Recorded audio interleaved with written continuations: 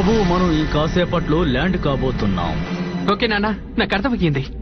నీకు బాగా తెలుసు ఈ ప్లానెట్ లో మానవులు జీవిస్తున్నారని. వాళ్ళలో కొంతమంది మంచివాళ్ళు, కొంతమంది దుర్మార్గులు. ఈ ప్లానెట్ ఎంత అందంగా ఉందో అంతకంటే ఎక్కువ దుర్మార్గంగా ఉంటుంది. అక్కడున్న మానవులు ఒకవేళ నిన్ను చూస్తే ఏమవుతుందో తెలుసా?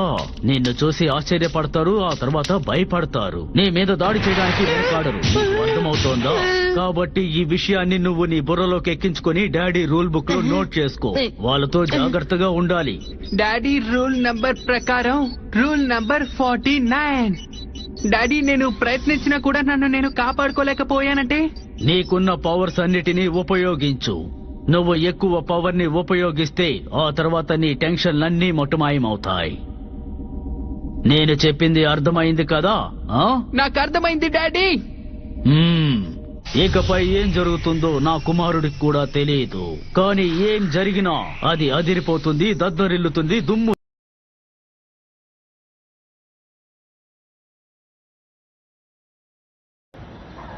ఈ స్పేస్ లో మనకి తెలియని ఎన్నో ప్లానెట్స్ ఉన్నాయి. చాలా దూరంగా ఉండే ప్లానెట్స్ లో ఎన్నో ఇంటెలెక్చువల్ జీవరాశులున్నాయి. అంతేకాదు, అవి అచ్చం మనలాగే ఉన్నాయని తెలిసిందే. నానా, ఇంటెలెక్చువల్ అంటే ఏమిటి నాన్న? తెలివైన వాళ్ళు చేసే పనిని ఇంటెలెక్చువల్ అంటారు. అంటే అచ్చం నాలా అన్నమాట. కానీ వాళ్ళ డ్రెస్సింగ్ ఇలా ఉండదు. షించాన్ తల మీద తీసేసి నిద్రపో, లేదంటే స్కూల్ కి రేపు కూడా ఆలస్యంగానే వెళ్లాల్సి వస్తుంది. నిజం చెప్పాలంటే అసలు మార్నింగ్ లో స్కూలే ఉండకూడదు. అలా అనుకుంటే మార్నింగ్ ఆఫీస్ కూడా ఉండకూడదు. అలా చూస్తే ఇది కూడా మంచి విషయమే. నాలాంటి అమ్మలందరూ త్వరగా నిద్ర లేవాల్సిన అవసరం ఉండదు కదండి. అలా మనం బయటికి వెళ్ళి చాలా రోజులు అవుతుంది. ఎక్కడికైనా బయటికి తీసుకెళ్లొచ్చు కదా నాన్న. షించాన్, ఈ మధ్య క్లైమేట్ అసలు బాగాలేదు. అరే, ఇంతసేపు చాలా క్లౌడీగా ఉండింది, ఇప్పుడు క్లియర్ గా ఉందంటే. మేఘాలు క్లియర్ గానే ఉన్నాయి. బయటికి వెళ్ళడానికి మీకు ఏదో ఒక కారణం కావాలి.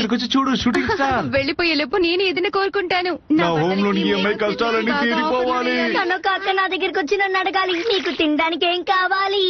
నీకోసం బర్గర్ ఉంది, ఫ్రెంచ్ ఫ్రైస్ ఉంది, పాస్తా ఉంది అని చెప్పాలి. ఫోటోన్నిటిని నేను కొన్ని కూర్చొని తినాలి. నీకు తిండి తప్ప ఇంకేమి గుర్తుండదా షించాన్? చెప్పేలోగా మీరు డిస్టర్బ్ చేశారు కదా. నాకు ఆఫీస్ లో ప్రమోషన్ రావాలి, మంచి జీతం రావాలి, ఎలాంటి కష్టాలు ఉండకూడదు. మిగతా నక్షత్రాలన్నీ నార్మల్ గానే ఉన్నాయి. నువ్వేం మాట్లాడుతున్నావు మిట్సి?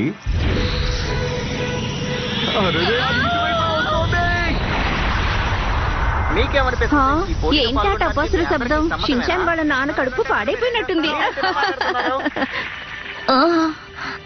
ఏంటి హ్యారీ అది? సరే, అది ఏంటో చూసొస్తాను ఉండు.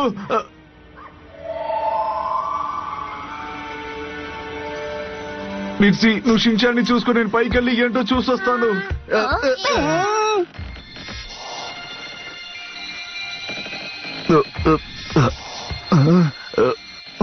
జాగ్రత్తగా వెళ్ళండి హ్యారీ.